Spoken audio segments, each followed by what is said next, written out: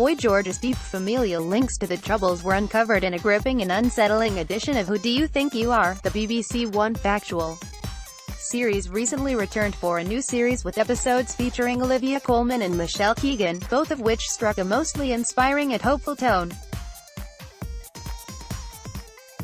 The Culture Club singer's dive into his family history was much more disturbing, as he discovered his descendants' links to the IRA and the struggle for Irish independence. Advertisement. Continue reading below. In his Who Do You Think You Are research, it emerged that Boy George's grandmother's relative was the Irish rebel Thomas Bryan, an early recruit of the Irish Republican Army involved in an attack on the Royal Irish Constabulary Special Reserve in 1921. The group were apprehended and ultimately executed at Mountjoy Prison in Dublin by British law enforcement in 1922, and were later dubbed the Forgotten Ten because they were buried with unmarked graves. Boy George learned that Thomas Bryan's wife was pregnant at the time of his arrest, and the couple's child died only a few days before Bryan was executed.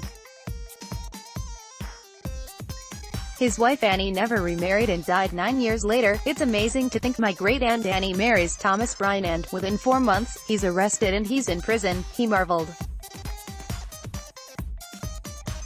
But I imagine that she knew what she was getting involved in. Maybe that's what attracted her to Thomas. The cameras followed Boy George as he toured the prison where Bryan was kept, read aloud from a letter he wrote contemplating his death sentence, and walked the same gallows where his relative was executed. He even gripped the hangman's handle that sealed Bryan's fate. Advertisement. Continue reading below. It's macabre theater, Boy George said in one emotional moment. Advertisement. Continue reading below.